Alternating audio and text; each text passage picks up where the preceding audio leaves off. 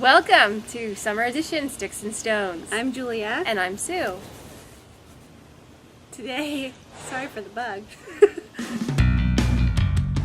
Today on Sticks and Stones we're going to show you how to crochet a beaded necklace, and we'll also be showing you some new things that we've gotten and show you some of the projects we've been working on. Stick with us, we'll be right back.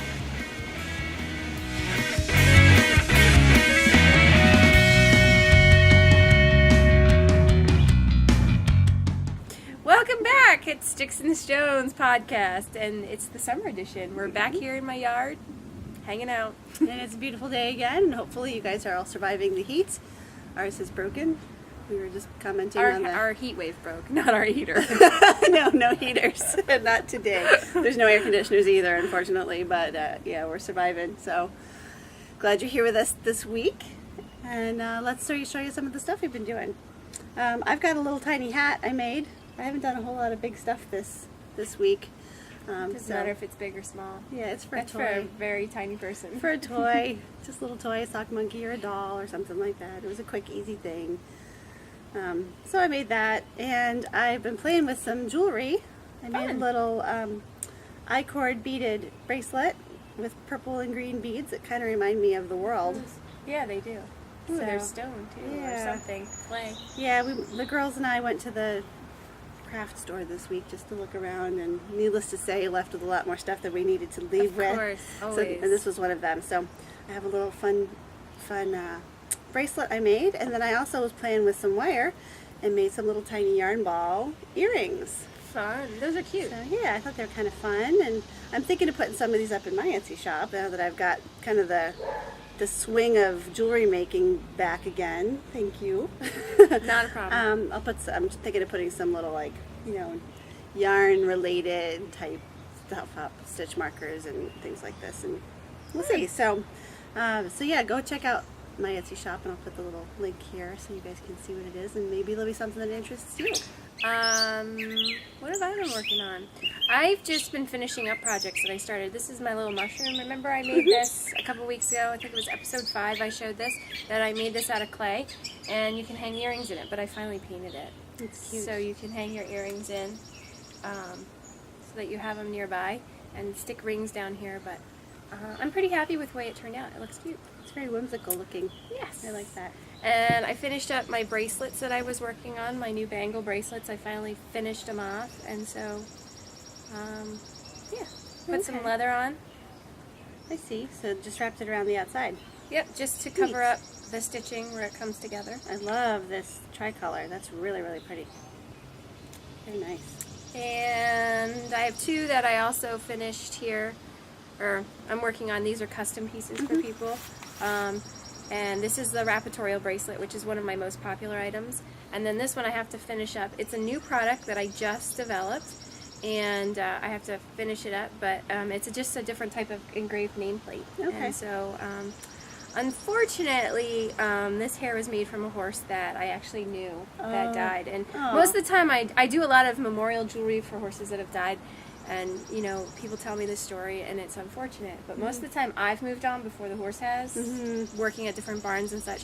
But this time, this was a horse that my daughter groomed and took her first lessons on. Oh, gosh. And so, very sad. But, so this product here is new, and it's going to be named after her. It's going to be the Tootsie bracelet. Nice. Yes. And the only other thing I've been working on, I started working on some fabric bunting to make a little banner for a decoration for a friend. Why do they call it bunting? I don't know. It always makes me think of babies. Yes.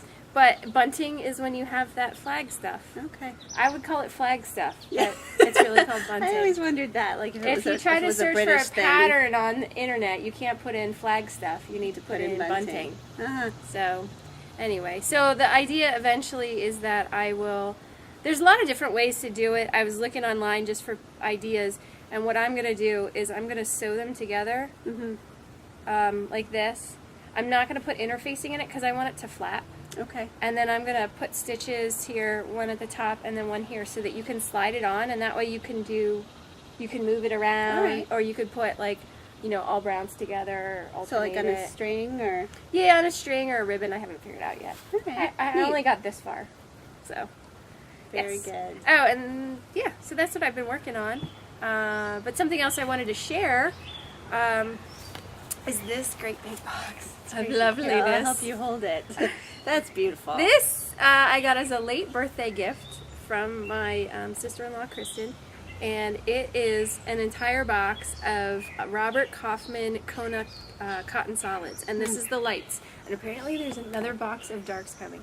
And so I like to just look at it and touch beautiful. it. You know, it's like candy. Like Yeah. you just want to eat it up. Yeah, I love the way it kind of all flows together. It just makes it such a peaceful. It is. thing It's to look beautiful. at. I might just like sit it in my studio to look at. Yeah. But yeah, so I mean it's neat because solids are something that, you know, you never buy solids unless you're making Right. something. And then you're making something and you're like, I just need a little bit of purple. And you got to run to the store just to get a solid purple. And look, do I want this purple? Do I want this purple? Do I want this purple? Or do I want this like purpley blue? That's excellent. Yes, a lot of fun. So Very neat. I got some purple too. nice. You want more This yarn? is my last, I think my last win for a while. I think pretty Are you soon the people are going to be saying this girl needs to stop signing up for these things. You're like the radio station where they say you can't have you last Yeah. one within the last 30 days. Well, they're all from different places, so I mean, I guess I've been kind of lucky. But this is from Tailored Fibers, and I won it on a site that does reviews. Like people will send in their products for review. They'll review it, and then they'll give everybody a chance to win one of the products. So, lucky me, I got the Forget-Me-Not color. And It's really pretty. That yeah. looks exactly like Forget-Me-Not. It's really soft and squishy and pretty, and I'm excited to try something with it. I've been looking for some of these ones that aren't really crazy colors and just very subtle, because I would like to try to do some more patterning, but that gets lost in yarns with a lot of color in them. So I'll be having some fun with this later this year probably. So that's all I got. So we're gonna do a giveaway this week. We thought that it would be nice to see some of the things that you guys have done. So we're going to be opening up a thread on the Ravelry group and leaving our comment section open from our podcast to see some of your finished products. And everything that you guys post with pictures will go into the giveaway. And our friends... We can also post them on our WordPress site as well. Yes, that's If what... you Did I don't, not say that? belong to Ravelry, you can go to sticksandstonespodcast.wordpress.com and post them there as well. Yep. So what we're going to give away is some products from our friend Hedge. Yeah. And she runs the business A Natural Alternative, and she makes soaps, lip balms, bath fizzies. Lotions, I believe. She makes everything local, and it is preservative-free, dye-free. It's vegan, vegetarian, and most of them are gluten-free as well. Yes, and so then they're And really, they smell really good. they're very nice products. She has generously donated a couple things for us to give to you. And she will also be selling products at Music Fest, which is a local festival here in the Bethlehem, Pennsylvania area in August. So we wanted to say thanks to her for donating by telling you guys all about her. Right. And hopefully So- you can go visit her at the festival. Music Fest is August 4th through the 10th, 10th. I believe, in Bethlehem. It's pretty much in the whole city. And so she'll be there selling, and you can smell all her soaps. She's like, she hand mills all the soaps and makes them herself. She has her own recipes that she's developed, so everything's original. And it's just, she's lovely, lovely products. Yeah. So you can see the list of all the different products on the website. And her website is anaturalalternative.com with hyphens in between, and we'll give you a link to that in the show notes. Well, maybe we should move on to our DIY then. Sounds good. We're going to be doing actually this necklace right here, it's a crocheted beaded 3-strand necklace. So grab your crochet hook and a bunch of beads, and we'll be right back. Alright, today I'm going to show you how to make this 3-strand crocheted necklace. And it's got some beads on it to give a little sparkle. I used metallic thread for this, but today I'm going to show you how to do it with something a little more simple. What you're going to need is some kind of very thin thread. This is crochet thread, that would work fine. This is a lace weight yarn, and that would be good, although it's a little fuzzier. And then this is just DMC cotton floss for embroidery, and using 3 strands of this would also work well. You're going to need a smallish crochet hook. I have here a size F and a size B. Either one of these would be fine. And then you're going to need some kind of beads with a hole large enough to fit your thread through. These are all size E, but you could experiment and find some other kind of bead that would have a similar size hole. Just take a look before you buy. You're going to need something to thread the beads onto the needle. These are Beaded eye needles, and they work real well, but I've also used dental flossers, like the floss threaders. Those work real well too, and they're a lot cheaper than something like this. And then you'll need some scissors. Okay, here's the necklace that we're going to do today, and as you can see, there are 3 strands of crochet. It's just simple chain stitch, and I'll show you how to do that, and then interspersed throughout are little beads. And you can do any color combination you like, but for this one I did the metallic DMC floss with clear and white size E beads, and then at the end we string them together to make a 3-strand. You can choose to make different lengths, like Sue showed us last week doing the illusion necklace. These 3 strands are all the same length, so it makes it a little bit of a tighter look. So you can kind of vary that depending on what you're feeling like. So today I'm going to use Misty Alpaca lace in a light gray color, and the first thing I'm going to do is string on some beads. So I take my little tiny bead needle, I'm going to put the yarn through, and then I'll pick up, I don't know, I'm probably going to pick up 20 beads and just string them onto the needle here. Whatever pattern you like. You could leave them, if you had them on a strand, you could leave them on the strand and just take them straight off of that, or you can put them in whatever pattern you think you might like. And then when you get to the end of your needle, just pull them straight down onto your yarn.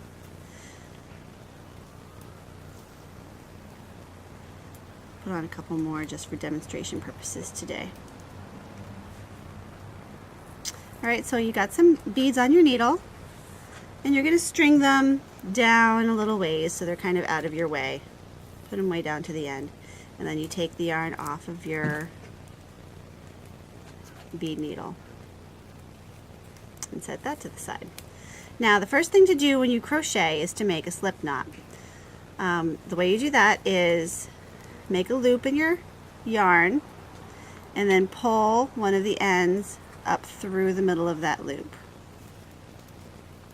and it makes a little loop with a knot at the end, and it's adjustable, so put your needle through that and then tighten it down with whichever end moves, and then you have a single loop on your hook.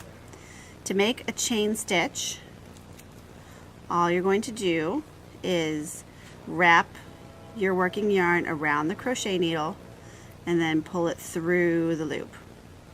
That's it. And then you do it again. Wrap it around your crochet hook and pull it through the loop. And keep doing that until you have a length that will allow you some room to put a clasp. For example, in my necklace here, I don't start the beads for quite some distance so that you have some room to work with at the end down here. So just continue crocheting till you have a length that's good enough for your purposes. And when you've decided that you'd like to add a bead, let me just get a couple more stitches here. What you'll do is just pull one up. So you take a bead and run it up your yarn till it gets to your hook. Then you're just going to crochet around it. So you'll take your yarn as always, pull it through, and now you have a bead attached to your strand of chains. Keep going a couple more stitches, maybe 5, maybe 7, whatever number you might want.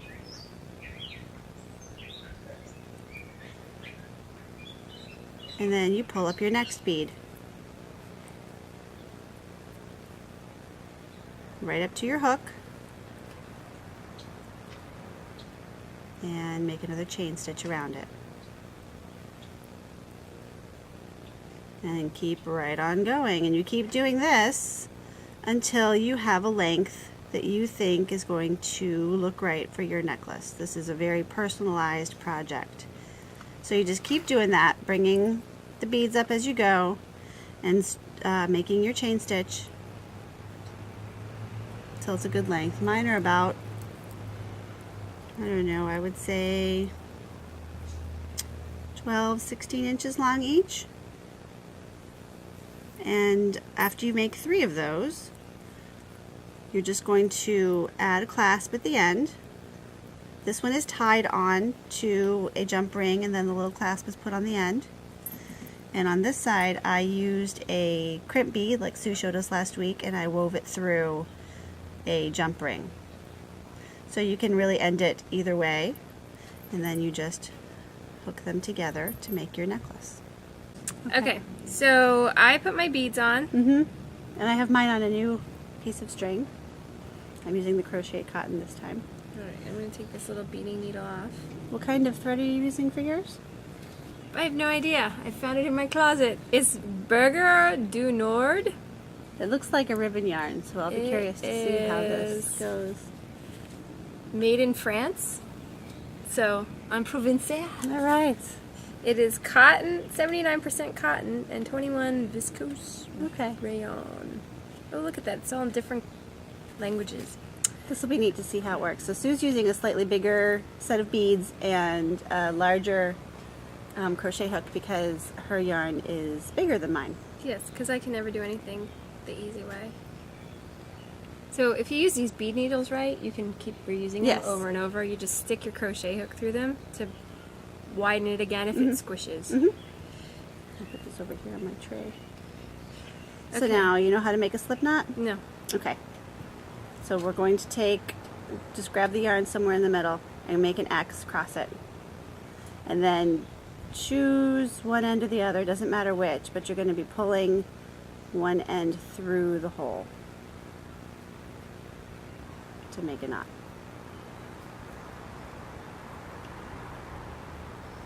Oop, my beads are too high.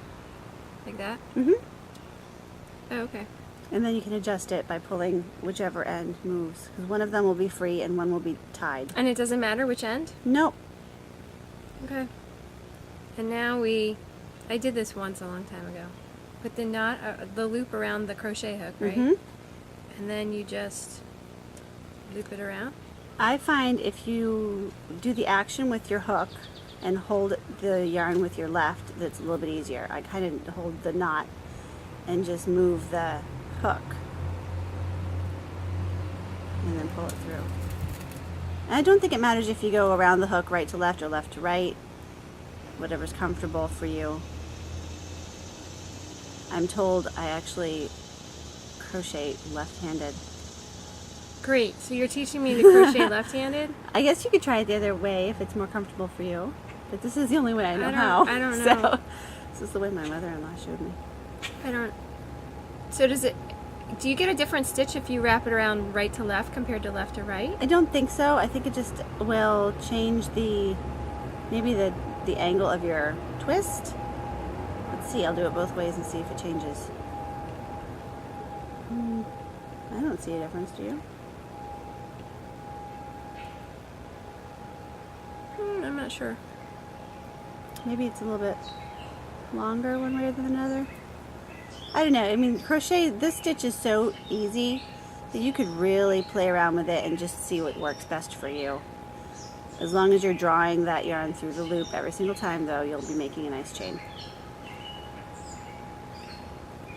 But you have to pull it tight, the same amount of tightness every time to get the loops the same size. Yes. You want to make it even. Crocheters can get really, really, really fast. I find it pretty amazing. They can go a lot faster than I can. And the good thing about crochet, it's even easier to fix than knitting, because if you mess up, just pull it back and you're only picking up one loop ever. So it's not like you can lose 10 loops. See, I did something already, Goofy. I went around the corner there. Oh, interesting. Well, pull it back. Start again. No, I'm going to keep going. I'm of the keep going club. And like I said, when you get to a point where you think you've had enough chains to make the end, then just start drawing up your beads. Oh, I haven't gotten there yet. I think I have.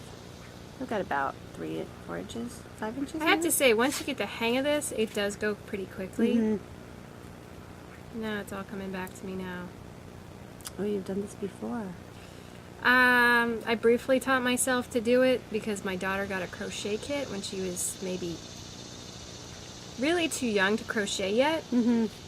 So I was like, okay, I'm gonna, I didn't know how to crochet, so I taught myself how to crochet, and then I, was like, okay, I know how to do this. I knew how to do this one stitch. This is all I know how to do. And so I was like, all right, we're ready. And then she tried it for like 2 minutes and was like, this is too hard. And I was like, okay. So don't want to do it anymore. We haven't done it since. Yeah. I like the way crochet looks for small things like toys, and I like some of the edging. But I prefer the look of knitting when it comes to a larger piece, like a garment or a scarf or something like that. So it's kind of nice to have the hang of both, just so that you have the option if you wanted to put an edging on something. But isn't it like most people crochet or knit and they don't generally do both? Yeah, I think that tends to be the trend. I just can't get gauge with crochet. I tried making a vest once, and I think partly it was the yarn. I used this really unusual variegated, inexpensive acrylic yarn, and I made a granny square vest, and the only thing I could wear it to was a hippie Halloween party. It worked very well. It worked very well for that.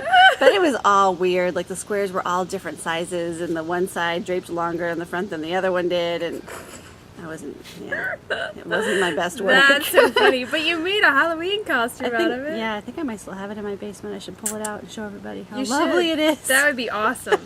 Let's see if Now I I know can used to know who I need to go to if I need a hippie Halloween costume. Oh yeah. But like my mother-in-law is an excellent crocheter, and she does beautiful work, but she can't knit. So I guess it is kind of that you do one or the other most of the time. So I guess it's hard to do both at the same time anyway. All right, so when I want to add a bead, I just slide the bead and then just keep going. Just work around it. And that bead will lie where it wants to lie. That's the nice thing about this necklace too, is that the beads can really just be where they want to be. You don't have to worry about them being on the front or the back, or sitting strangely, because it'll just be part of the pattern. Okay then. You can put 2 together if you want to. You can alternate colors, sizes. That's what you're doing, yes? Both colors and size? Yeah, I have different colored beads and different size beads. They're all green. Yeah. But they're different. Whatever you can fit over your thread, yarn, basically, is what you need. And when you get to the end of it all, just review our last podcast for how to finish up a necklace, and you can do the same thing there with this that we did on that one. How do you know how far apart to space them? You just guess? Yeah, whatever looks good to you. It's really a pretty random necklace. And I'm noticing now, like I was commenting before, that this other one I made, it kind of kinks up on itself. So I felt like I was going to have to really block it and stretch it and to get it to lie nicely. This one I'm doing today is really smooth in comparison. So I think I keep twisting it. Look, see, I have these weird little things like right there and right there. Maybe. Do a couple. Let me see how you do it. I don't know how I do it. I just stopped and I have to start over.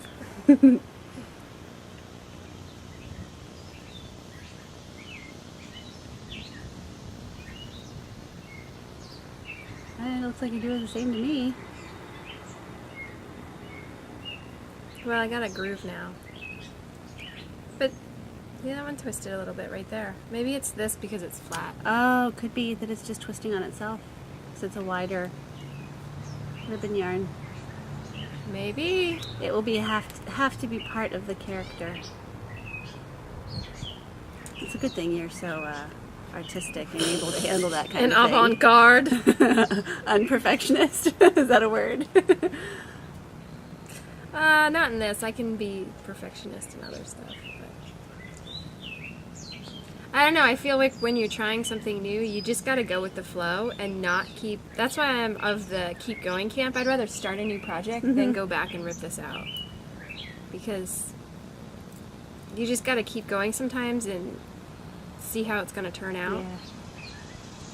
And you can test the length of it too by holding it up and see, is this going to be long enough for me?